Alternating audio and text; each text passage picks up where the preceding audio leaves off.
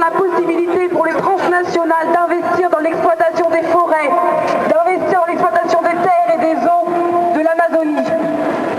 C'est un fait qui arrive uniquement un an après le début des mobilisations indigènes qui s'opposent à la privatisation de l'Amazonie.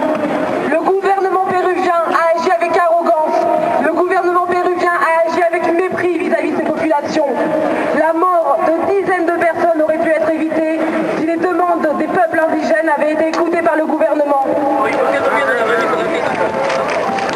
La presse aujourd'hui nous parle de 34 morts, la majorité des policiers, mais on ne connaît pas le nombre exact de morts, on ne connaît pas le nombre exact de blessés ni de disparus.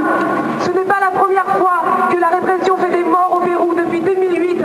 Début 2008, il y a eu 4 morts qui ont été tués. Le gouvernement péruvien, encore une fois, a utilisé l'argument du complot international pour disqualifier le mouvement indigène et s'attaque aussi au gouvernement d'Evo Morales qui ne sont là que pour faire oublier les responsabilités propres du gouvernement d'Alan Garcia. Le gouvernement péruvien doit respecter ses engagements. Le gouvernement péruvien doit créer les conditions d'un dialogue réel. Les décrets qui créent la mise en place du traité de libre-échange avec les États-Unis sont rejetés par les populations de la région amazonienne. Le gouvernement péruvien doit respecter les droits des peuples indigènes. Le harcèlement par l'armée des communautés indigènes doit cesser. L'état d'exception doit être levé. Les poursuites contre les militants et dirigeants indigènes doivent être arrêtées. Une commission d'enquête doit être réclamée pour clarifier les responsabilités et pour permettre la mise en accusation du massacre du 4 juin.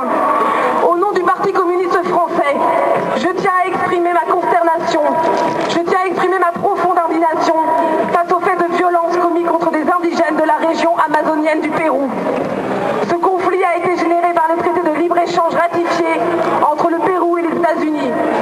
Nous sommes très préoccupés par le fait que l'Union européenne soit en train de négocier un décret similaire, un accord de libre-échange plus agressif envers le Pérou, envers la Colombie et l'Équateur. Nous condamnons les violences contraires aux principes de démocratie et d'état de droit. Les députés communistes qui siègent au Parlement européen ont réclamé que la prochaine session de négociation soit ajournée. Au nom du Parti communiste français, je tiens à rappeler que nous considérons qu'il n'y a pas lieu de négocier quelque traité que ce soit avec des gouvernements tels que ceux du Pérou ou de la Colombie tant que ne cesseront pas les violations massives des droits de l'homme dans ces deux pays. Je vous remercie.